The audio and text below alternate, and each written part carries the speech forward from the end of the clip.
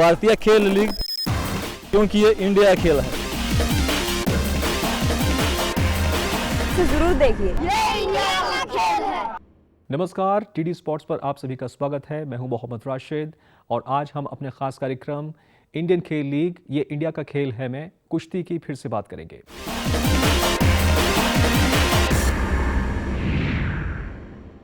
हर सप्ताह हम भारत देश के कोने कोने से जुड़े हुए पारंपरिक खेल, मिट्टी से जुड़े हुए पारंपरिक खेलों को आप तक पहुंचाते हैं, आपको रूबरू कराते हैं। लेकिन आज फिर से बात है मिट्टी की कुश्ती की।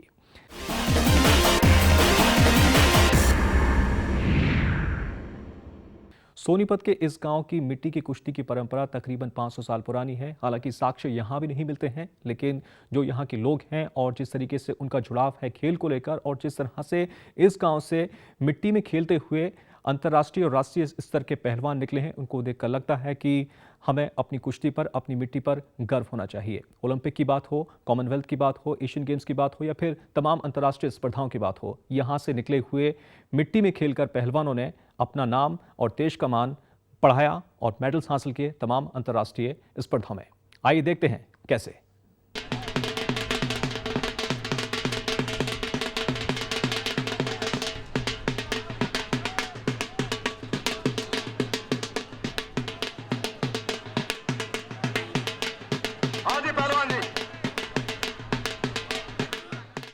हरियाणा का सोनीपत जिला पहलवानों के लिए खान साबित हुआ है। यहाँ से आला दर्जे के अंतर्राष्ट्रीय स्तर के पहलवान तैयार हुए हैं। योगेश्वर दत्त भी उनमें से एक हैं, जिन्होंने लंदन ओलंपिक में न सिर्फ पदक जीता बल्कि उसके बाद 28 साल के बाद जो एक सूखा था एशियाई खेलों में स्वर्ण पदक का, उसको भी उन्होंने खत्म किया। आइए जानते हैं कैसी है उनकी तैयारियां और ये जो गोहाना में दंगल हो रहा है इसके बारे में उनकी क्या प्रतिक्रिया है, क्या राय है और कितनी उसकी भूमिका रही है उनको अंतर्राष्ट्रीय स्तर का खिलाड़ी बनाने में। योगेश्वर जी, स्वागत है आपका। बहुत बहुत धन्यवाद। आपसे सबसे पहले तो हम यही जानना चाहेंगे कि जो गोहाना का दंगल हम देख रहे हैं बड़ौदा में, इसमें आपको अंतर्राष्ट्रीय स्तर का खिलाड़ी बनाने में या राष्ट्रीय स्तर पर आपको पहचान दिलाने में इस दंगल का कितना योगदान रहा? सुना कि आप बचपन में भी यहाँ लड़ते थे? देखिए बिल्कुल, क्योंकि हमारे यहाँ गाँव देहात दंगल होते रहते हैं और आज से कम 20 साल पहले मैं यहाँ पे दंगल लड़ा हूँ जब छोटा था। उसके बाद दिल्ली मतलब मैच के जाने बाद तो कम कुश्ती मैच मिट्टी में लड़ा हूँ। पर पहलवान बनाने में बहुत बड़ा योगदान होता है। आज यहाँ पे जितने भी पहलवान हैं कल आने वाले चैंपियन हैं ये, और बिना इसके तो पहलवान बन ही नहीं सकते, हमारी जो सोच है। और तकरीबन पहलवान मिट्टी से निकलते हैं। लेकिन जब आप अंतर्राष्ट्रीय प्रतियोगिताओं में हिस्सा लेते हैं तो अंतर्राष्ट्रीय गद्दा होता है जहाँ की टेक्निक्स बिल्कुल अलग हैं। क्या मिट्टी की कुश्ती कहीं बाधा बनती है पहलवान को आगे बढ़ने में? नहीं, देखिए मैट तो बहुत ज़रूरी है। जब हम छोटे से जब मिट्टी में करते थे मैट तो था ही नहीं, उसके बाद मैट की फैसिलिटी मिली है। अब तो हर गांव में जहाँ भी है मिट्टी का अखाड़ा भी और मैट का भी है। पर यह है कि मिट्टी के दंगल ज़्यादा होते हैं और इससे एक अनुभव मिलता है और एक जो मन में कुश्ती लड़ने का मन में एक जो दबाव होता है वो निकलता है मिट्टी में कुश्ती लड़ने से, क्योंकि मिट्टी में होती है, उसका फायदा मिलता है। बाधा तब बनते हैं तब हम मैट पर ट्रेनिंग नहीं करते, मिट्टी में करते रहते हैं। अगर हम दोनों जगह ट्रेनिंग करेंगे तो इसका हमें फायदा ही मिलेगा। और जो प्राइज मनी मिलती है वो भी पहलवानों की खुराक के लिए काफ़ी उपयोगी साबित होती है। हाँ बिल्कुल, देखिए पहलवान में भी डाइट है, वो जो लोग हैं मतलब कुश्ती जीते जब लोग आशीर्वाद के रूप में पैसे देते हैं, वही एक डाइट के रूप में ही है और वो आशीर्वाद होता है। और वो जो पैसे हैं उन्हीं को जो उससे बच्चे बादाम या दूध पीते हैं, वही एक आशीर्वाद के रूप में लगता है। और हमारी ये मानता है कि लोग जो पैसे थे वो एक आशीर्वाद के रूप में देते हैं कि पहलवान यदि आगे जाके देश का नाम करे। अब आप कितने फिट हैं, क्योंकि अब वर्ल्ड चैंपियनशिप में आप हिस्सा नहीं ले पाए थे और आप लास वेगास भी गए और बड़ी पीड़ा हुई होगी आपको? तो बहुत दुख था, क्योंकि मेरा सपना था वर्ल्ड चैंपियनशिप में मेडल जीतने, गोल्ड जीतने, क्योंकि मेरे पास हर मेडल है, वर्ल्ड चैंपियनशिप का मेडल नहीं था और वो इस बार मेरा सपना पूरा नहीं हो सका। अब मेरा नी बिल्कुल ठीक है और मैं चाहता हूँ कि अब अगले साल रियो है, पूरा फोकस उस पर रखूँ, उसके बाद मैं वर्ल्ड चैंपियनशिप होता हूँ। क्योंकि अब तो एक टारगेट मेरा बस जो है वो रियो और मैं चाहता हूँ कि देश में उसके लिए गोल्ड जीतूँ। तो उसके लिए आप किस तरह से तैयारी कर रहे हैं? तो तैयारी जो मेरी पहले जो मेरा शेड्यूल है अभी, जैसे वर्ल्ड चैंपियन सभी पहलवानी कुश्ती देखी हैं जो मेरे वेट में जिन्होंने क्वालिफाई किया है, जो और भी अच्छे हैं अभी, क्योंकि एशिया से क्वालिफाई होना है ओलंपिक में। उन सब की बाइट देखते हैं, जो कमियां हैं वो दूर करते हैं, जो उनके मेन पॉइंट हैं उन पे फोकस रखते हैं, उनका अपना डिफेंस करते हैं हम। आप कोलोराडो स्प्रिंग्स में भी जाते हैं नियमित रूप से, वहाँ आपको आला दर्जे के पहलवान भी मिलते हैं, विश्व स्तर के यूरोपीय पहलवान मिलते हैं। कितना लाभ होता है उसको? कि कहीं उसका कहीं नुकसान तो नहीं होता कि आपको फिटनेस को लेकर आपको परेशानी होती हो? नहीं, देखिए विदेशी पहलवानों से हम ट्रेनिंग करते हैं, उसका फायदा मिलता है, क्योंकि एक जो लड़त है उनका पता लगता है, एक उसमें ढलने में मदद मिलती है और अलग अलग जगह जाने से ट्रेनिंग करने से वो उसका फायदा ही मिलता है खिलाड़ी को।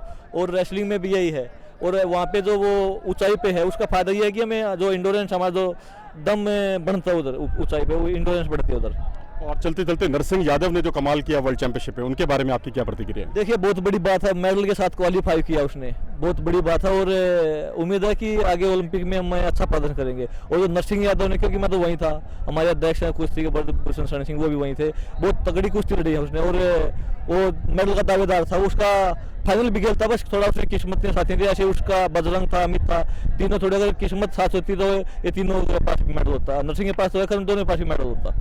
और महिलाओं की कुश्ती के बारे में क्या कहेंगे, कितनी तरक्की की है उसने? देखिए हमारी कुश्ती बड़ी है महिलाओं को भी, और उम्मीद है कि कम से कम 3 या 4 लड़की क्वालिफाई करेंगे। हाना दंगल के बारे में जरा बताएं। साहब ये दंगल हम जब बिल्कुल छोटे छोटे थे, या हमारे पुरखे, जब से मैं सुन रहा हूँ ये दंगल लगातार आयोजित होता है। बाबा ढाबवाला एक यहाँ पर हमारे कोई पुराने वक्त में 500-700 साल पहले साधु हुए थे, उनकी समाधि है यहाँ पर, और उनकी याद में ये सालाना दंगल आयोजित होता है। गांव की समिति इस दंगल को आयोजित करती है और आसपास के जितने भी बढ़िया बडिंग पहलवान हैं वो सभी यहाँ पार्टिसिपेट करते हैं। लगभग 250 से शुरू होकर और 600-700 तक इनके जोड़ एक दिन में बन जाते हैं। और देश विदेश के बहुत अच्छे और ऊंचे नामी गिरामी इंटरनेशनल लेवल के एथलीट्स यहाँ पर पार्टिसिपेट करते हैं।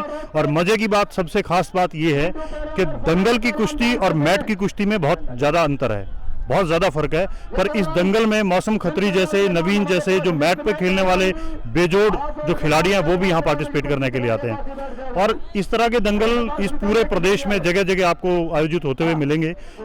जो हरियाणा का जो कंट्रीब्यूशन है पूरे देश में मेडल्स का, अवार्ड्स का, आप देखेंगे तो जो मेजोरिटी ऑफ जो इंटरनेशनल मेडल्स और अवार्ड्स है, अर्जुन अवार्ड, द्रोणाचार्य अवार्ड, वो आपको हरियाणा के हिस्से में मिलेंगे। उसका जो क्रेडिट है वो इन विलेज के इस तरह के दंगलों को, इस तरह के आयोजनों को जाता है, क्योंकि जो बेस जो तैयार होता है खिलाड़ियों का वो यहीं से तैयार होता है। इस गांव से बहुत अच्छे अच्छे एथलीट निकल के आए हैं।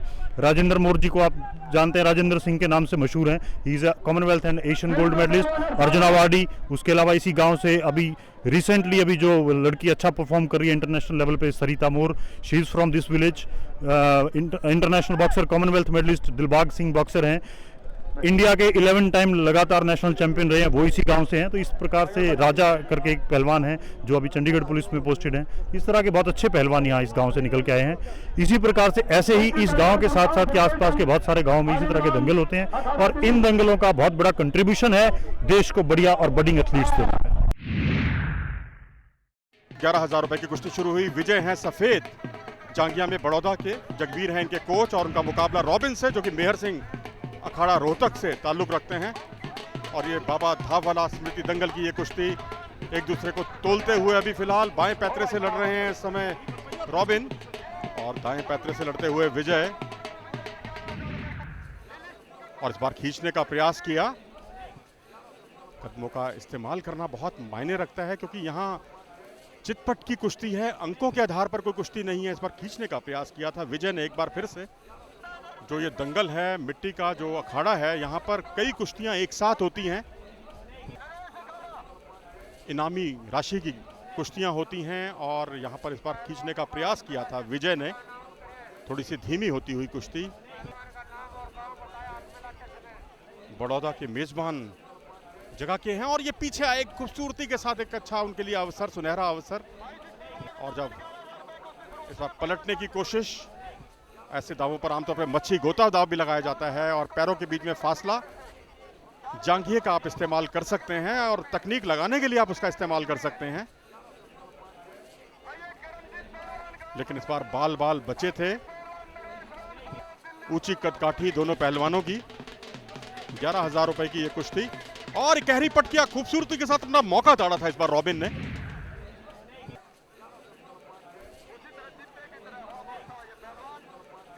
ऊंची कदकाठी, लंबी रीच, अच्छी खासी रीच है दोनों पहलवानों की। और पट लगाना चाहते थे, लेकिन उत्साह में ज्यादा, विश्वास में कम। बाएं दाएं पैतरे से लड़ते हुए दोनों पहलवान। लेकिन अब तक पट लगाने की जो भी कोशिश हुई है वो पूरी तरह से असफल। एक अच्छी पकड़ की तलाश, गर्दन से गर्दन मिलाए हुए, और ये परंपरागत दाव जो है, या ये कहिए परंपरागत जो शैली है लड़ने की, ये आपको मिट्टी की कुश्तियों में ही ज़्यादा देखने को मिलेगी, जहां सिर से सिर लगाए हुए पहलवान लंबे समय तक कुश्ती लड़ने का दमखम रखते हैं, मादा रखते हैं, और यही दंगलों की कुश्ती की सबसे बड़ी विशेषता है। अब ये देखिए, पहले पट लगाने का प्रयास, फिर देखा अपोनेंट को झपटते हुए, कदम खींचे, गर्दन से पकड़ा और गर्दन से खींचने के लिए जद्दोजहद दोनों पहलवानों के बीच। और इस बार गहरी पट करना चाह रहे थे लेकिन कदम वापस खींचे क्योंकि गर्दन पर झपटते देखा था रॉबिन ने विजय को।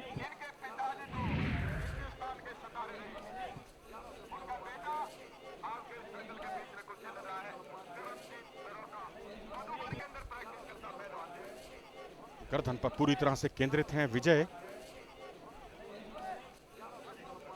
यदि कुश्ती में कोई परिणाम लाना है, उसे निर्णायक बनाना है, तो तकनीक लड़नी होगी, तकनीक इजाद करनी होगी। अवसर मिले या ना मिले इससे बहुत ज़्यादा फर्क नहीं पड़ता, लेकिन आपको इजाद करना होगा मौका, क्योंकि पकड़ पर पूरी तरह से केंद्रित हैं विजय और रॉबिन पट लगाने के बावजूद कामयाब नहीं हो पा रहे। और इसी का नतीजा है कि अब तक कोई भी पहलवान अंक नहीं बटोर पाया है। विजय और रॉबिन के बीच चल रहा है ये मुकाबला बाबा धाबवाला स्मृति दंगल में, जो गोहाना के बड़ौदा गांव में आयोजित किया जा रहा है। और इसी के साथ कुश्ती का समय समाप्त हुआ। दोनों पहलवान बराबरी पर रहे। एक और कुश्ती 11,000 रुपए की विजेंद्र और नवदीप के बीच। विजेंद्र हैं बाईं ओर और दाईं ओर है नवदीप, मेहर सिंह अखाड़े के। मेहर सिंह अखाड़ा रोहतक और जयवीर अखाड़ा बोपनिया के है विजेंद्र बाईं ओर। पकड़ में यदि कोई दिक्कत आती तो आमतौर पर पहलवान स्लिप होने के लिए या पसीने से बचने के लिए मिट्टी लगाता है, और ये एक अच्छी खेल भावना भी है। बाबा धाबवाला स्मृति दंगल, अच्छी पकड़ और पकड़ के साथ ही खींचने का प्रयास नवदीप। और इधर नवदीप ने बाएं हाथ से ग्रिप बनाई है, लेकिन अब उंगलियों में उंगलियां जो फंसाना है कई बार आत्मघाती साबित हो सकता है, क्योंकि उंगलियों को विपरीत दिशा में नहीं मोड़ा जा सकता नियमानुसार, क्योंकि वो खतरनाक होता है स्टैंडिंग कुश्ती। और ये मानना होगा कि मिट्टी की कुश्तियों में ज़्यादातर पहलवान स्टैंडिंग कुश्तियों के अभ्यस्त हो जाते हैं। कुश्तियाँ लंबे समय तक चलती हैं, जैसा कि आप जानते हैं कि अंतर्राष्ट्रीय कुश्तियाँ 3-3 मिनट के 2 राउंड होते हैं, लेकिन यहाँ छोटी कुश्तियों में 5 मिनट या 8 मिनट की समय सीमा होती है, और बड़ी कुश्तियों के लिए वो समय सीमा को भी हटा दिया जाता है। और पॉइंट्स वाली कुश्ती जो है कई बार मिट्टी पर भी आयोजित की जाती है, ताकि अंतर्राष्ट्रीय कुश्तियों को की अनदेखी ना की जा सके। यहाँ अंकों जैसी कोई बात नहीं है, कोई अंक नहीं मिलेंगे, लेकिन यहाँ महत्वपूर्ण ये है कि आप अपना स्टेमिना बचाकर रखें, क्योंकि यहाँ लंबे समय तक कुश्तियाँ चलती हैं, इसलिए बहुत ज़्यादा अटैकिंग कुश्तियों से पहलवान बचते हैं। और जब मौका आता है, कोई दाव लगता है, तब वो अटैकिंग कुश्तियाँ बहुत कारगर साबित हो जाती हैं। विजेंद्र और नवदीप के बीच ये चल रहा है मुकाबला। अब पोजीशन बिल्कुल बदली है, नवदीप है बाईं ओर और इस बार गहरी पट किया, लेकिन कोई लाभ नहीं। छकाने का प्रयास, लेकिन गर्दन की पकड़ और पकड़ से अपनी स्थिति को मजबूत करने के लिए जद्दोजहद। और इस बार जांघिया पकड़ा है, और तकनीक लगाने के लिए आप जांघिए का इस्तेमाल कर सकते हैं, और यही परंपरागत दाव होता है। और जांघिया पकड़ कर भी कई तरह के दाव लगाए जा सकते हैं, मच्छी गोता से लेकर तमाम ऐसे दाव हैं जो आप विपक्षी का जांघिया पकड़कर उसको तकनीक में बदलकर बेहतर स्थिति में आ सकते हैं। और यदि कुश्ती का समय बढ़ाया गया है तो दर्शक, कुश्ती प्रेमी जनता ये जरूर उम्मीद करेगी कि कुश्ती की अवधि बड़ी है तो कुछ तकनीकी दांवपेच दोनों ओर से दिखाई दे, लेकिन इस मामले में इन पहलवानों ने निराश ही किया है यहाँ बड़ौत की कुश्ती प्रेमी जनता को। पूरी तरह से स्टैंडिंग कुश्ती। समय बढ़ने के बाद भी यदि तकनीक देखने को नहीं मिलती तो निश्चित तौर पर दर्शक काफी निराश होंगे। और पट लगाने का प्रयास किया, अच्छी पकड़ का परिचय दिया और उनके पट लगाने के प्रयास को पूरी तरह से विफल किया। दोनों हाथों से अच्छी ग्रिप बनाई थी, लेकिन कोई लाभ नहीं हुआ विजेंद्र को। और इस पर खींचने का प्रयास, लेकिन बिना किसी लाभ के। और इस बार पलक झपकते ही पहले पट लगाने की कोशिश की थी, गहरी पट, लेकिन कोई लाभ नहीं।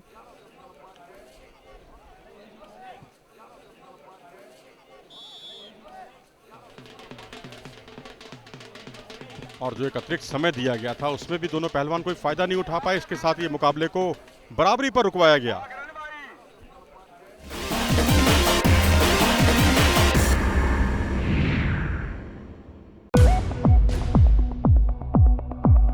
कुश्ती एक प्रकार का द्वंद्व युद्ध है जो बिना किसी शस्त्र की सहायता के केवल शारीरिक बल के सहारे लड़ा जाता है।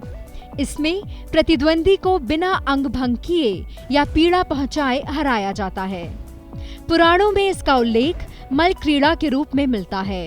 इन उल्लेखों से ज्ञात होता है कि इसके प्रति उन दिनों विशेष आकर्षण और आदर था। मध्यकाल में मुस्लिम साम्राज्य और संस्कृति के प्रसार के साथ भारतीय मल्लयुद्ध पद्धति का मुस्लिम देशों की युद्ध पद्धति के साथ समन्वय हुआ।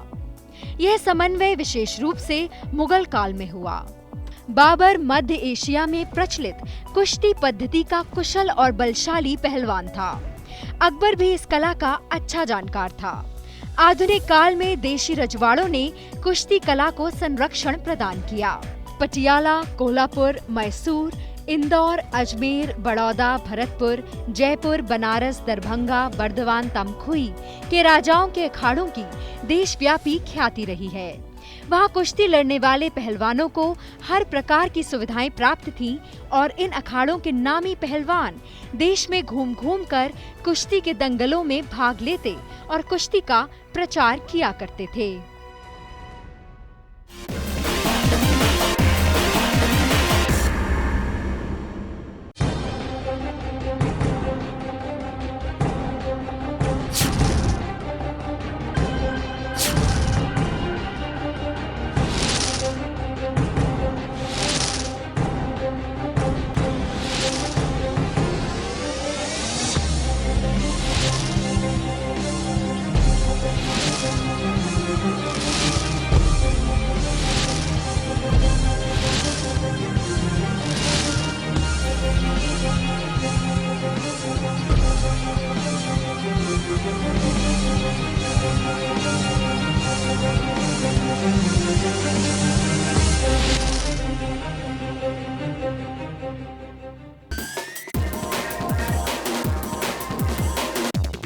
भारतीय खेल लीग, क्योंकि ये इंडिया खेल है।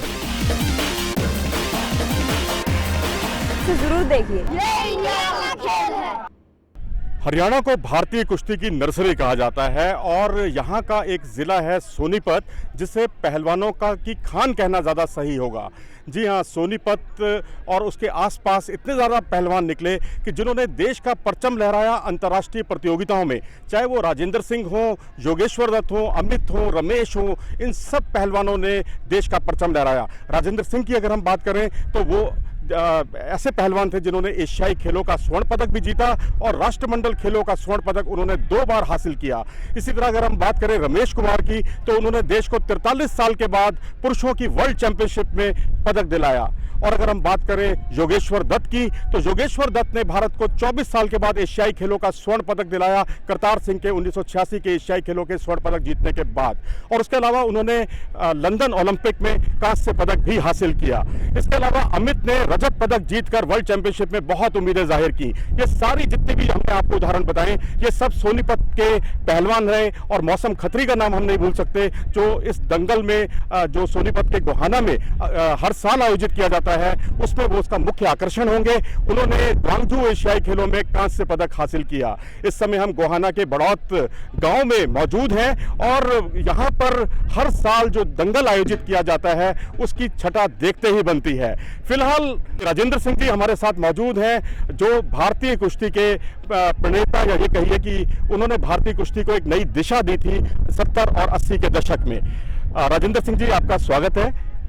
आप बड़ौत से निकले हैं और इसी गांव से, इसी गांव की बहुत बड़ी देन रहे हैं और पूरा भारत आप पर गर्व करता है। जो आपकी उपलब्धियां रही, चाहे वो एशियाई खेल हो, कॉमनवेल्थ गेम्स हो, और कॉमनवेल्थ गेम्स में 2 स्वर्ण पदक, और उसके अलावा आप ओलंपिक में भी पदक जीतते जीतते रह गए थे। तो आपको अंतर्राष्ट्रीय स्तर का एक पहलवान बनाने में इस दंगल का कितना योगदान रहा? इस दंगल का मेरे को बहुत ज़्यादा योगदान रहा है। जब छोटे छोटे थे, 10-10 कुश्ती, 15-15 कुश्ती में लड़ता था यहाँ, और इंटरनेशनल होने के बाद भी यहाँ में कुश्ती लड़ता था। गांव वाले तो जो जितने आदमी आए हैं सब इन वाले कुश्ती नहीं होती तो आपके वो दंगल में घूम कर दिखा दो आप। गांव वालों ने इतना शौक था हमारे मेरे को देखने के लिए और मेरे से बहुत बढ़िया प्यार करते थे। गांव वालों ने इमदाद भी बहुत ज़्यादा की, पैसे से भी, हर एक चीज़ से इमदाद की मेरे गांव वालों ने। लेकिन जब आप अंतर्राष्ट्रीय कुश्तियां गद्दे पर लड़ते थे और उसके बाद मिट्टी पर कुश्ती लड़ने के लिए यहाँ दंगल में आते थे तो थोड़ी दिक्कत नहीं होती थी, क्योंकि दोनों की शैली एकदम अलग है, मिट्टी की अलग है, गद्दे की अलग है। मेरे उसमें कोई इसमें फर्क नहीं पड़ता था। मैं तो यहाँ दंगल नहीं, हर एक हरियाणा में जितने मोटे दंगल थे ना वो वहाँ दंगल लड़ता था और छुट्टी देता था, कोई भी आ जाता। राजेंद्र जी, ओलंपिक में अब तो भारत को पदक भी मिलने लग गए हैं। बीजिंग में 1 मिला और लंदन में 2 मिले। रियो में अब कितने पदकों की हम उम्मीद कर सकते हैं और वर्ल्ड चैंपियनशिप में भारत कितनी उम्मीद कर सकता है भविष्य में भी? ऐसे जो भी ये वर्ल्ड चैंपियनशिप के लिए गए थे कुछ बच्चों की कुछ तैयारी भी कम थी, इसलिए मेडल से हमारे एक ही मेडल आने आया। और ओलंपिक के लिए तो काफ़ी तैयारी करेंगे हमारे बच्चे और हम भी जो हमारा सहयोग होगा हम भी देंगे सहयोग। जी हाँ, राजेंद्र सिंह जी के लिए हम सब गर्व कर सकते हैं, क्योंकि 70 और 80 के दशक में इन्होंने जो शानदार रिकॉर्ड तोड़ कामयाबियां हासिल की उससे देश का परचम पूरी दुनिया भर में लहराया। और अब ये कुश्ती रवि और अजय के बीच। रवि है दसैया गांव के, रोहतक के दसैया गांव से ताल्लुक रखते हैं और अजय हैं विचपुड़ी जो कि सोनीपत से ताल्लुक रखते हैं। इस बार कैरी पट किया था खूबसूरती के साथ, देखने से कितना लाभ उठा पाते हैं अजय। और अजय के लिए सुनहरा अवसर भारंदाज लगाने का, क्योंकि यहाँ भारंदाज लगाने पर अंक नहीं मिलते, यहाँ आपको चितपट करना होगा, विपक्षी को आप थका सकते हैं। यही एक सुनहरा अवसर रहेगा आपके लिए। लेकिन उसी प्रयास में अपना पांव गवाया था, दाहिना पांव, और उसका फायदा उठाया था रवि ने अजय के पांव को और एक बिच की पोजीशन बनाई थी और उसके बाद बाल बचे थे। और ऐसे मौकों पर दाहिने हाथ को पकड़ा, ग्रिप बनाना चाह रहे हैं लेकिन ग्रिप बनाने का कोई अवसर नहीं दे रहे हैं रवि। अजय ने एक लंबी ग्रिप बनाई थी लेकिन बिल्कुल किनारे पर हो रही है कुश्ती, उनको पीछे लेकर आए, बहुत समझदारी दिखाई इस बार रवि ने, अजय ने। और रवि की को जांघिया पकड़कर तकनीक का इस्तेमाल करना चाह रहे हैं और जांघिया आप पकड़ सकते हैं यदि कोई तकनीक लगाते हैं तो। पहले सांडी तोड़ने का प्रयास और उसके बाद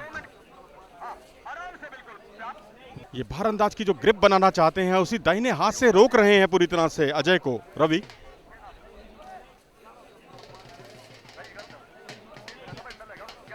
और जब सांडी तोड़ेंगे तभी वो कुंदे लगा सकते हैं या कोई दूसरे दाव का इस्तेमाल कर सकते हैं।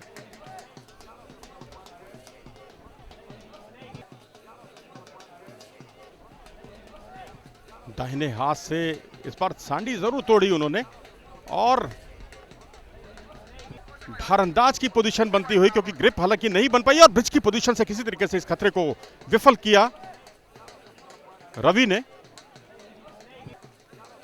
रवि पर संकट के बादल मंडराते हुए और देखना है अजय इसका कितना लाभ उठा पाते हैं। और ये दूसरी बार उन्होंने समझदारी की, क्योंकि बिल्कुल किनारे पर चली गई थी ये कुश्ती। उनको 2 बार उठाकर बीचों बीच लाए और पीछे लाए, गर्दन से दबाते हुए और वहीं अपनी तकनीक में लगातार परिवर्तन करते हुए वही सांडी तोड़ने की जद्दोजहद। और इस बार कैरी पट लगाई अजय ने और ये लिफ्ट किया खूबसूरती के साथ, फ्रंट साल्टो की पोजीशन बनी थी लेकिन पीछे आकर पोजीशन चेंज की।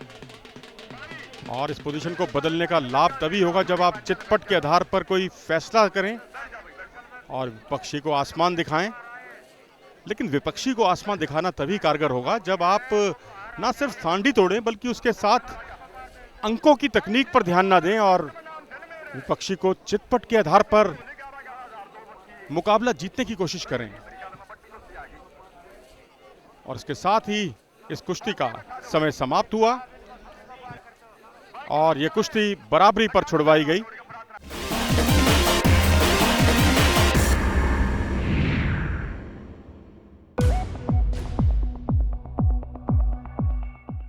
कुश्ती का आरंभ संभवतः उस युग में हुआ होगा जब मनुष्य ने शास्त्रों का उपयोग जाना न था। उस समय इस प्रकार के युद्ध में पशु बल ही प्रधान था।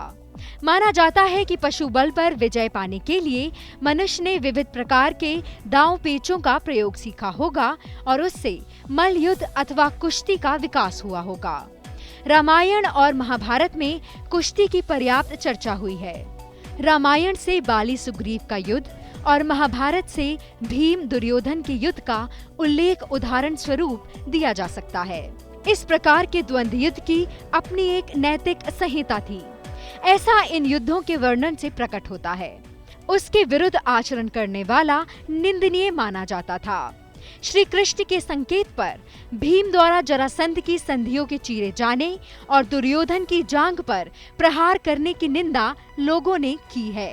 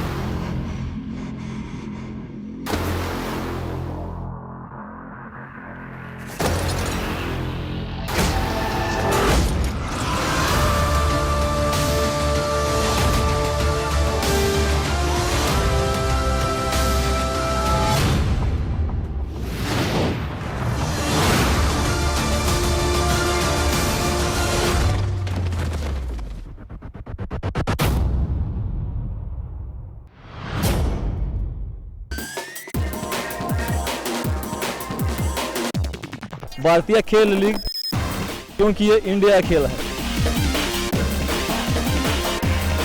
तो जरूर देखिए, ये इंडिया का खेल है।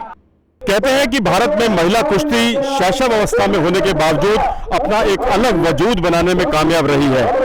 भारतीय महिलाएं ज्यादातर हरियाणा से निकल रही हैं और हरियाणा भारतीय महिला कुश्ती के लिए एक तरह से नर्सरी साबित हुआ है। सरिता देवी एक ऐसी ही पहलवान है जो सोनीपत के, हरियाणा का जो जिला है सोनीपत, उसमें गोहाना के बड़ौदा गांव से ताल्लुक रखती हैं, जिन्होंने एशियन जूनियर चैंपियनशिप में रजत पदक जीता और उसके अलावा वर्ल्ड कप सहित तमाम अंतर्राष्ट्रीय प्रतियोगिताओं में भारत की ओर से शिरकत करती रही हैं। आइए जानते हैं सरिता देवी का सफर। सरिता जी, कैसा रहा है अब तक आपका सफर अंतर्राष्ट्रीय प्रतियोगिताओं का? अंतर्राष्ट्रीय प्रतियोगिताओं का सफ़र काफ़ी अच्छा रहा है। वहाँ से कुछ सीखने को ही मिला मेरे को, कमियाँ क्या मेरी कमियाँ रही हैं, और वहाँ से सीखने के बाद ही मैं चाहती हूँ कि मैं आगे भी अच्छा करूँ, उन कमियों पे ही काम करूँ, और काफ़ी अच्छा रहा मेरा। आपका सफर अच्छा रहा, लेकिन हरियाणा के अंदर आपको एक महिला होने के नाते आपको लगा कि आपको प्रोत्साहन मिला या कहीं कुछ बाधाएं भी आई? हाँ, बाधाएं तो आती हैं। किसी पढ़ाई के लेवल में चले जाओ, गेम के लेवल में चले जाओ, बाधाएं तो आती हैं। बाधाओं को पार करके ही जाना पड़ता है ना। तो सभी का प्रोत्साहन मिला, मेरे को काफ़ी प्रोत्साहन मिला, जिसकी वजह से मैं आज इस लेवल पे हूँ। और मैं चाहती हूँ कि ऐसा ही प्रोत्साहन रहा तो मैं काफ़ी अच्छा अचीव करूँगी, मेरी कोशिश रहेगी। आप अचीव करेंगी, अच्छी कोशिश रहेगी। लक्ष्य क्या है आपका? अल्टीमेटली कहाँ तक पहुँचना चाहती हैं? आपका कुछ कुश्ती में कोई आपने गोल अपना सेट ज़रूर किया होगा? हाँ बिल्कुल, मेरा गोल है कि मैं ओलंपिक में मेडल जीत के आऊँ, और यही गोल है मेरा। और इससे तो बढ़ के कुछ भी गेम नहीं है। Asian games, Commonwealth games, Olympic games, ये मेरा एम है। किस तरह की तैयारी कर रही हैं आप ओलंपिक में मेडल जीतने के लिए? ओलंपिक में मेडल जीतने के लिए काफ़ी अच्छी तैयारी कर रही हूँ मैं फ़िलहाल। और अभी कैंप में थी, कैंप के बाद अभी अपने सेंटर में मैं टेक्निक्स प्रैक्टिस और अच्छी मेहनत करूंगी ओलंपिक्स के लिए। क्या आपकी प्रमुख ताकत है और क्या कौन सा ऐसा क्षेत्र है जिसमें अभी आपको और सुधार की ज़रूरत है?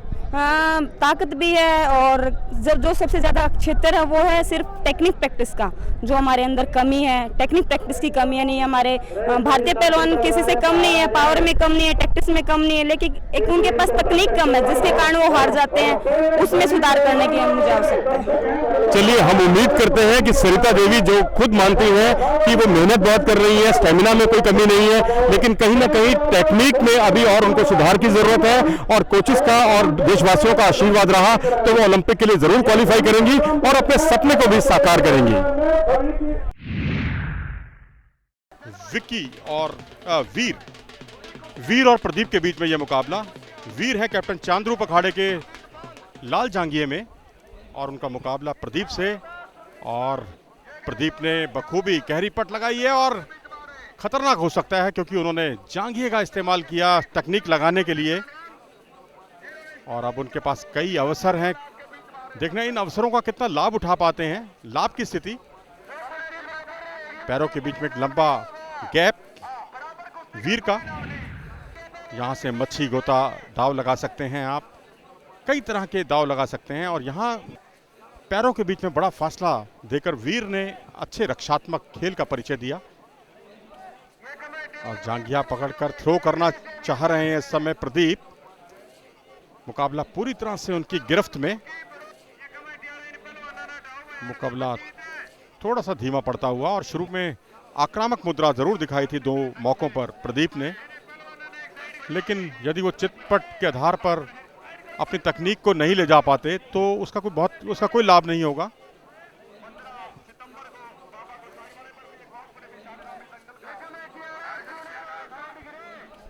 बाबा धाव वाला स्मृति दंगल चल रहा है ये, जो सोनीपत के गोहाना की तहसील के बड़ौदा गांव में चल रहा है ये मुकाबले।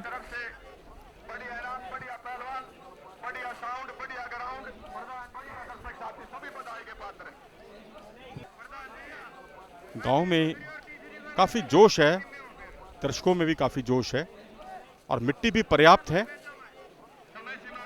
और जितनी ज्यादा मिट्टी होती है उतना पहलवानों को लड़ने में काफी मदद मिलती है और ये मिट्टी जब शरीर पर लगती है तो काफी राहत पहुंचाती है और कई तो वैद्य जो है इसी मिट्टी से इलाज कर देते हैं कुछ बीमारियों का। जो फोड़े फिंसियां शरीर पर आ जाती हैं उसका बचाव किया जाता है, उसके लिए मिट्टी का इस्तेमाल किया जाता है।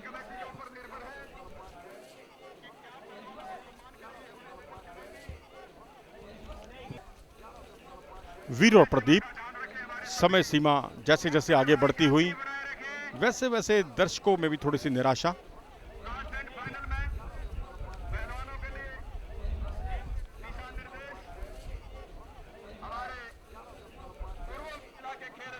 इस समय 5 कुश्तियां एक साथ चल रही हैं दंगल में, मिट्टी में। इस अखाड़े में 5 कुश्तियां एक साथ और सभी की इनामी राशि 11-11 हजार रुपए।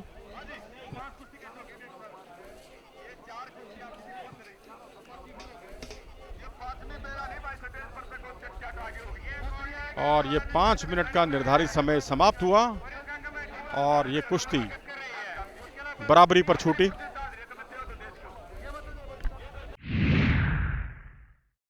विक्की और सुरजीत के बीच मुकाबला। सुरजीत हैं बाईं ओर और 10 मिनट का निर्धारित समय विक्की वर्सेस सुरजीत। विक्की हैं बड़ौदा के और सुरजीत हैं हरियाणा केसरी। बांध जिले के, बांध यानी पानीपत जिले के गांव बांध से ताल्लुक रखते हैं सुरजीत। और ये 21,000 रुपए की कुश्ती है। अभी जब तक आप दाहिने हाथ से दबाते रहेंगे तब तक उसका कोई लाभ नहीं होगा। आपको तकनीक लगानी होगी क्योंकि कुश्ती प्रेमी जनता वही देखना चाहती है। उनके पास अवसर है सुरजीत के पास कि वो कुंदे लगाएं या थ्रो करें या थोड़ा सा अपने विपक्षी को उठाकर खेमे की पोजीशन बनाएं, लेकिन यहां तीनों में से कोई भी स्थिति देखने को नहीं मिल रही।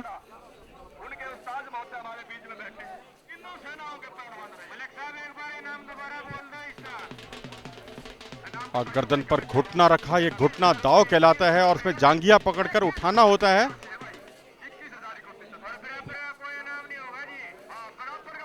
और गर्दन पर घुटना रखकर जांघिया पकड़कर उठाने के लिए जद्दोजहद और मिट्टी की कुश्ती का ये परंपरागत दाव जिसे कई बड़े पहलवानों ने मिट्टी की कुश्ती में इजाद किया और सफलता भी हासिल की। उसी सफलता की चाह में घुटना दाव का परिचय देते हुए इस समय सुरजीत, लेकिन डिफेंस काफी अच्छा विकी का। अभी भी उनका घुटना गर्दन पर और मुकाबले को रुकवाया गया। बीचों बीच कुश्ती लड़ने का निर्देश।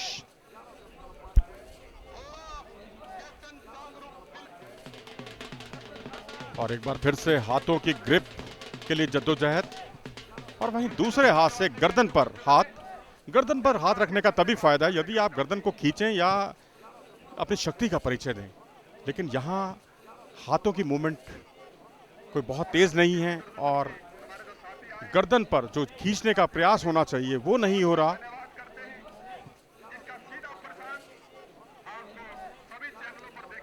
और एक अच्छा लाभ की स्थिति बनाई है इस बार सुरजीत ने। देखने सुरजीत इसका कितना फायदा उठाते हैं। और ये आखिरी मिनट की कुश्ती, दोनों पहलवानों की प्रतिष्ठा दांव पर, और यहां यदि निर्णायक स्थिति में लाना है तभी आपको अच्छा खासा इनाम मिलेगा, और यही कुश्ती प्रेमी जनता भी चाहती है। और यही वजह है कि थके हुए होने के बावजूद दोनों पहलवान थोड़े अटैकिंग होते हुए खेमे की पोजीशन और पीछे आए, लेकिन ये मिट्टी लगाने का इस वक्त कोई फायदा नहीं है। आप समय की बर्बादी कर रहे हैं, समय व्यतीत करके कोई लाभ नहीं होगा, बल्कि आपके हाथ में जो इनामी राशि आनी चाहिए वो भी आपके हाथ से जाती रहेगी।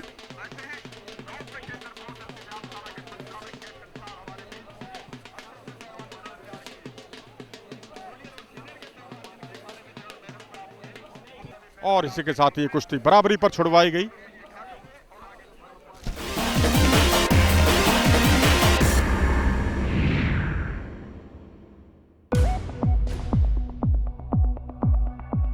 कुश्ती कला में पारंगत होने के लिए मल्ल को चित्त निरोध, मनोयोग तथा संयम की सतत साधना करनी पड़ती है। भारतीय मल्ल का भोजन काफी पुष्टिकारक होता है। माना जाता है कि मल्ल को अपनी जिह्वा पर नियंत्रण रखना चाहिए। भारतीय मल्ल अधिकतर दूध, घी, बादाम आदि का सेवन करते हैं। शक्ति वर्धन के लिए कुछ मल्ल मांस के शोरवे का भी प्रयोग करते हैं।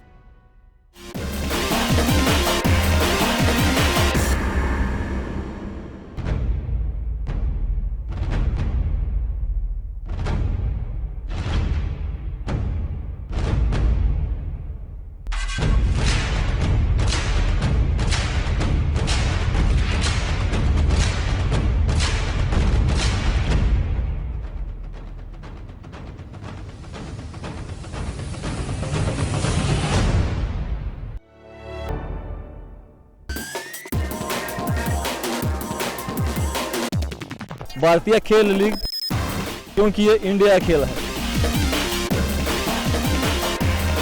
तो जरूर देखिए। बेटा आपका नाम क्या है? हर्ष। हर्ष बेटा आप कब से कुश्ती कर रहे हो? 1.5 साल से। 1.5 साल से। यहाँ कुश्ती यहाँ कोई सिखाता है तुम्हें? हमारे पापा भी सिखाते हैं और वो प्रताप खाड़े में भी करते हैं। पापा मना भी करते हैं कि पढ़ाई लिखाई करनी है कि कुश्ती करनी है?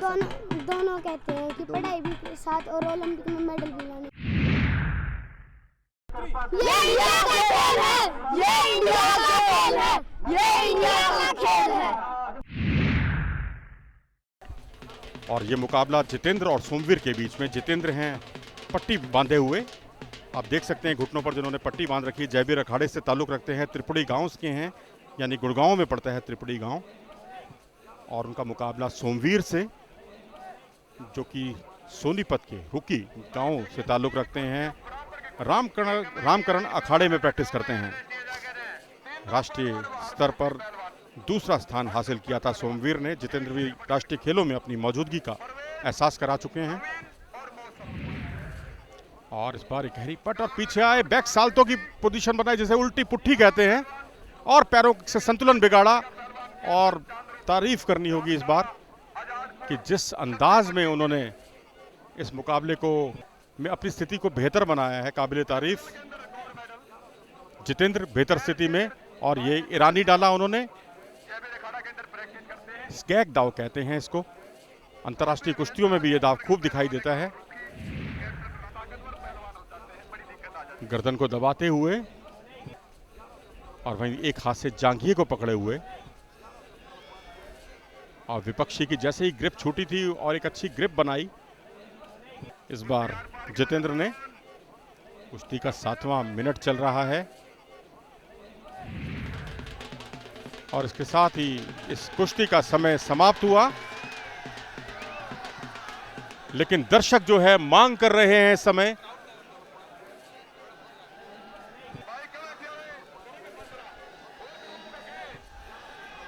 दर्शक इस समय मांग कर रहे हैं कि कुश्ती की समय सीमा को बढ़ाया जाए और इसके साथ ही दर्शकों की मांग पर कुश्ती की अवधि को बढ़ाया गया, समय सीमा को। अब इस पर कुंदे उठाने का प्रयास करते हुए और पैरों से इस बार अच्छी ग्रिप बनाई और हाथों से नेल्सन करते हुए गर्दन पर। ईरानी और नेल्सन दोनों का बहुत ही अच्छा तालमेल, दर्शकों में उत्तेजना, और यह बात समझी भी जा सकती है क्योंकि आखिरी क्षणों की कुश्ती है जहां ईरानी दांव लगाया हुआ और वहीं जितेंद्र अपनी पूरी शक्ति को झोंकते हुए। तकनीक और स्टेमिना के बीच में बहुत ही अच्छा तालमेल देखने को मिल रहा है इस मुकाबले में।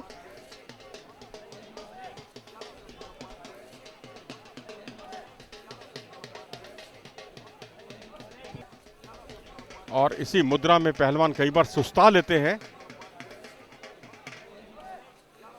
जितेंद्र पर भी थकान का काफी असर था और लाभ की स्थिति को मैं समझता हूं जितेंद्र ने एक तरह से गवा दिया और हावी रहने के बावजूद जितेंद्र तकनीक नहीं लगा पा रहे और मुकाबले को बराबरी पर छुड़वाया गया। जितेंद्र और सोमवीर बराबर रहे। अगले मुकाबले की तैयारियां और इसके साथ ही प्रवीण भोला और प्रवेश के बीच मुकाबला। लाल पोशाक में है इस समय प्रवीण भोला और प्रवेश काले रंग के पोशाक में। और जब भी दो पहलवान गर्दन को गर्दन से पकड़कर या गर्दन के साथ गर्दन मिलाकर उसी पोस्चर में दिखाई देते हैं तो उस वक्त रेफरी चेतावनी दे सकता है और उस पोजीशन को रुकवा सकता है। और इस बार थोड़ा शक्ति का परिचय दिया था प्रवेश ने, थोड़े से आक्रामक प्रवेश। और मंच पर राजेंद्र सिंह जैसे पहलवान मौजूद, जोगेश्वर दत्त जैसे पहलवान मौजूद, तो यही उम्मीद की जाती है कि पहलवान अच्छी कुश्ती दिखाएं। और दोनों की उपलब्धियां भी जो हैं, मंच पर जो विशिष्ट पहलवान मौजूद हैं लगभग एक जैसी। दोनों पहलवानों ने राष्ट्रमंडल स्वर्ण पदक जीता है, राष्ट्रमंडल खेलों का 2-2 बार, एशियाई खेलों का स्वर्ण पदक दोनों ने 1-1 बार जीता है। बस फर्क यह है कि जोगेश्वर दत्त ने ओलंपिक में मेडल जीता है लेकिन राजेंद्र सिंह का मेडल नहीं है। लेकिन उस समय कांस्य पदक केवल एक ही पहलवान को दिया जाता था, लेकिन योगेश्वर के समय में, आज के समय में 2 पहलवानों को मिलता है कांस्य पदक। यही एक मूलभूत फर्क उस समय की कुश्ती और आज की कुश्ती में। आखिरी 3 मिनट की कुश्ती है, अभी चल रही है 8वें मिनट की कुश्ती। प्रवीण भोला बाएं हाथ से लगातार ताबड़तोड़ हमले करने की कोशिश में और दाहिने हाथ से पूरी तरह से केंद्रित प्रवेश। दोनों राष्ट्रीय स्तर के पहलवान, एक हरियाणा के और एक दिल्ली के। हरियाणा में बहादुरगढ़ के पहलवान है प्रवेश, भारत केसरी और 96 किलोग्राम वर्ग के राष्ट्रीय चैंपियन रह चुके हैं। और वहीं वर्ल्ड जूनियर के स्वर्ण पदक विजेता प्रवीण भोला। और इस बार सुनहरा अवसर, आखिरी 2 मिनट की कुश्ती और गहरी पटकिया खूबसूरती के साथ आखिरी मौके पर प्रवीण भोला थोड़ी अटैकिंग मुद्रा में, लेकिन बिना किसी लाभ के। कुश्ती का आखिरी मिनट चल रहा है और यह मुकाबला बराबरी पर समाप्त हुआ।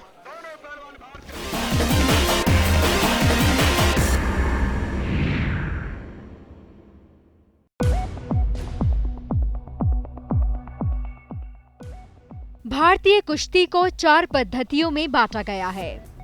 पहली है भीमसेनी कुश्ती। इस कुश्ती का नाम महाभारत के पांडव भीम के नाम पर है। इस कुश्ती में शरीर की शक्ति का विशेष महत्व होता है। दूसरी है हनुमंती कुश्ती। एक रणनीति के आधार पर दुश्मन से उबरने के लिए यह कुश्ती बनाई गई है। हनुमंती कुश्ती में दाव पेच और कला की प्रधानता होती है। तीसरी है जाबवंती कुश्ती। जाबवंती कुश्ती में हाथ पैर से इस प्रकार प्रयास किया जाता है कि प्रतिस्पर्धी चित न कर पाए। इसमें शारीरिक शक्ति और दाव पेच की अपेक्षा शरीर साधना का महत्व है। और चौथी है जरासंधी कुश्ती। इस कुश्ती का नाम राक्षस जरासंध के नाम पर है। इसमें हाथ पांव मोड़ने का प्रयास प्रधान है।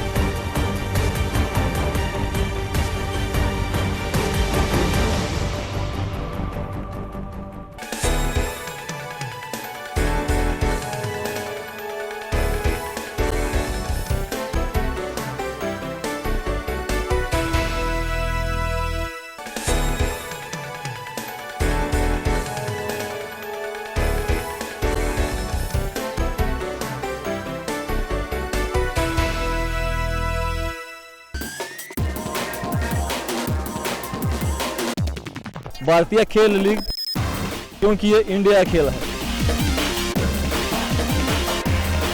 तो जरूर देखिए। ये इंडिया का खेल है। राजा जी, आप अंतर्राष्ट्रीय स्तर पर ईरान भी जा चुके हैं, इस दंगल की कितनी भूमिका रही आपको तैयार करने के लिए, अंतर्राष्ट्रीय स्तर का पहलवान बनाने के लिए? इस दंगल की सर सबसे ज़्यादा भूमिका मेरे गांव का जो ये मंदिर है बाबा ढाबू वाला, इनका इतना आशीर्वाद रहा। ये दंगल बहुत ही पुराना परंपरा से चलता रहा और लोगों का उत्साह आप देख रहे हो। यहाँ दूर दराज से लोग आराम से कितनी गर्मी में बैठे हुए और कुश्ती का आनंद ले रहे। कुश्ती एक ऐसी चीज, मैं बचपन से यहाँ 8-8 10 कुश्ती लड़ते, यहाँ से मैं कंटिन्यू 96 से लेकर नेशनल में मेडल आते गए, नेशनल गेम में मेडल आए। उसके बाद अपना इंडिया कैंप लगता था पटियाला के अंदर, वहाँ से हमारी ट्रायल हुई और मैंने जोगिंदर को हराकर तख्ती कप में गए ईरान में, वहाँ पर पार्टिसिपेट। मैट वैसे तो मैट की कुश्ती है, जो कुछ है उसमें जो मेडल मिलते हैं उस पर ज़्यादा पैसे मिलते हैं। मिट्टी वाली कुश्ती गांव की परंपरा है, जैसे आज यहाँ पे हमारे यहाँ पे है, तो मिट्टी वाली कुश्ती में कुछ नहीं, वैसे पैसे मिल गए ठीक है। इसको मान कहीं नौकरी मिलेगी, जो में कोई मान्यता नहीं है मिट्टी वाली कुश्ती की। जो मैट वाली कुश्ती है उसकी मान्यता है नौकरी में, तो उसका ये फायदा मैट वाली कुश्ती का। ये गाँव तक सीमित है, वो मैट वाली कुश्ती इंटरनेशनल ओलंपिक तक मैट वाली कुश्ती चलती है। ये हमारी पुरानी परंपरा चलती आ रही है, पता नहीं 200 साल से या 300 साल से। इसी लेवल पर हमारे छोटे पहलवान, हमारे राजेंद्र पहलवान जैसे अर्जुन अवार्डी हैं, और भी जो हमारे आसपास के पहलवान, मेर सिंह पहलवान, रामकर्ण कैप्टन पहलवान, और भी हमारे गांव के भी खुद जगत सिंह पहलवान, जो इंटरनेशनल लेवल या भारत केसरी बहुत हीरे, जो इसी दंगल के ऊपर उठकर वो पहलवान बने हमारे। और एक बहुत बड़ी कुश्ती जिसका दर्शक बहुत ही बेसब्री से इंतजार कर रहे थे, नवीन मोर और सतेंद्र मोखड़ा के बीच ये मुकाबला। दाहिनी ओर यानी दूर वाले छोर पर नवीन मोर, जो कि वर्ल्ड पुलिस गेम्स के स्वर्ण पदक विजेता और भी हाल ही में उन्होंने दिल्ली केसरी का खिताब जीता, गुरु हनुमान के शिष्य हैं। और वहीं सतेंद्र मोखड़ा एयरफोर्स में कार्यरत और मोखड़ा गांव से ताल्लुक रखते हैं। दोनों ही पहलवान भारत केसरी हैं। हालांकि नवीन मोर का प्रदर्शन, हालिया प्रदर्शन काफी अच्छा, काफी उम्दा, लेकिन यहां किसी को भी हल्के से नहीं आंका जा सकता, क्योंकि सतेंद्र भी भारत केसरी बन चुके हैं। वर्ल्ड पुलिस गेम्स के स्वर्ण पदक विजेता नवीन मोर, गुरु हनुमान के शिष्य, दिल्ली की गुरु हनुमान व्यायामशाला, बिरला व्यायामशाला के नाम से भी उसे जाना जाता है, जहां से सतपाल, करतार, सुदेश, प्रेमनाथ, जगमिंदर जैसे आला दर्जे के अंतर्राष्ट्रीय पहलवान तैयार हुए गुरु हनुमान अखाड़े से। उसी अखाड़े की देन नवीन मोर, जिन्होंने पिछले दिनों दिल्ली केसरी का खिताब जीतकर अपने इरादे जाहिर कर दिए और बहुत अच्छी फॉर्म में। और वहीं सतेंद्र भारत केसरी बनने के साथ काफी आत्मविश्वास जुटा चुके हैं अपने लिए। और इस मुकाबले का जो समय है वो समय सीमा 20 मिनट मुकर्रर की गई है। यानी जितनी बड़ी कुश्ती उतना बड़ा समय सीमा ज्यादा होती है बड़ी कुश्तियों में। और इस मुकाबले के बाद कृष्ण और मौसम खत्री की एक कुश्ती होगी 71,000 रुपए के लिए, और ये 51,000 रुपए की कुश्ती है इनामी राशि की, नवीन मोर और सतेंद्र के बीच। और जो बीच बीच में सुझाव आते रहते हैं कि बड़ी कुश्तियां जो हैं दंगलों की, उसको अंकों के आधार पर कराया जाए, जिससे निकाली रहे, रिजल्ट निकले। और कुश्ती प्रेमी जनता यही चाहती है कि परिणाम निकलना चाहिए कुश्ती का। और जहां अंक नहीं होते वहां इसी तरह से थोड़ी धीमी कुश्ती देखने को मिलती है। 20 मिनट का निर्धारित समय, ये देखिए, अगर ये अंकों के आधार पर कुश्ती होती तो एक अंक जरूर बटोर लेते प्रवेश, क्योंकि नियमानुसार मिट्टी से या दंगल से बाहर, अखाड़े से बाहर निकालने के फलस्वरूप एक अंक मिलता है। लेकिन यहाँ अंकों जैसी कोई बात नहीं है, यहाँ निकाली कुश्तियां हैं, चितपट के आधार पर कुश्ती का फैसला होगा। और जब कुश्ती का कोई फैसला नहीं होता और पहलवान बाहर निकल जाते हैं अखाड़े से कुश्ती लड़ते हुए, तो दर्शकों को बहुत निराशा होती है। और यही उत्तेजना दिखाई देती हुई दर्शकों की तरफ से कि कुश्ती का फैसला होना चाहिए। यही आयोजक कह रहे हैं, यही दर्शक कह रहे हैं। दोनों पहलवानों पर थकान का साफ तौर पर असर दिखाई देता हुआ और इस कुश्ती का परिणाम नहीं निकल पाया, कुश्ती बराबरी पर छूटी। और इस वक्त मुकाबला है मौसम खत्री और कृष्ण के बीच। हरे रंग की पोशाक में है मौसम खत्री और कृष्ण है काले रंग की पोशाक में। दोनों ही पहलवान भारत केसरी रह चुके हैं और दोनों ही अंतर्राष्ट्रीय पहलवान हैं। सबसे बड़ी दंगल की कुश्ती है। 71,000 रुपया इनामी राशि दांव पर। ग्वांगझू एशियाई खेलों के कांस्य पदक विजेता मौसम खत्री, जहां उन्हें कजाकिस्तान के पहलवान से पराजय का सामना करना पड़ा था, लेकिन सीरिया और कोरिया के पहलवानों को उन्होंने पराजित किया था। कॉमनवेल्थ चैंपियनशिप के स्वर्ण पदक विजेता 2 बार मेलबोर्न में और जलंधर में 2009 में और 2012 में मेलबोर्न में स्वर्ण पदक हासिल किया था मौसम खत्री ने।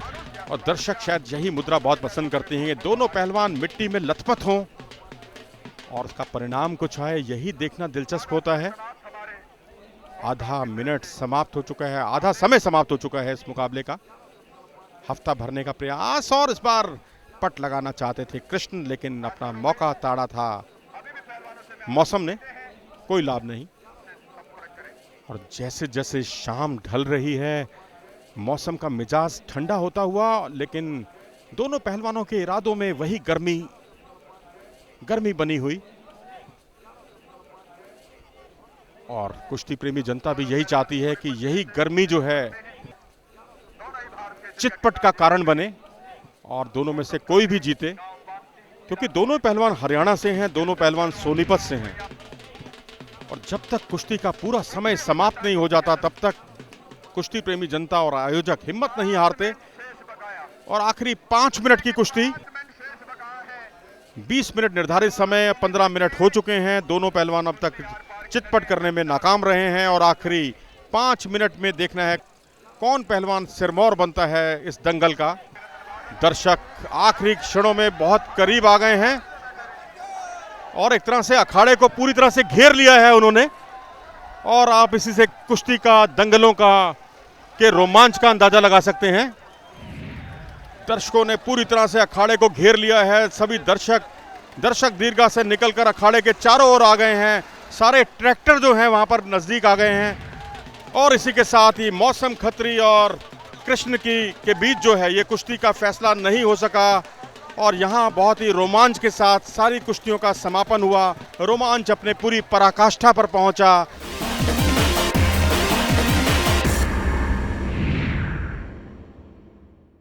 इंडियन खेल लीग, यह इंडिया का खेल कार्यक्रम में आज के लिए बस इतना ही। अगले सप्ताह और भारतीय पारंपरिक खेलों से आपको रूबरू कराएंगे एक नए कार्यक्रम के साथ। तब तक के लिए पूरी टीम के साथ चाहेंगे हम अनुमति। धन्यवाद आपका जुड़ने के लिए। नमस्कार। भारतीय खेल लीग, क्योंकि ये इंडिया खेल है। जरूर देखिए, ये इंडिया का खेल है।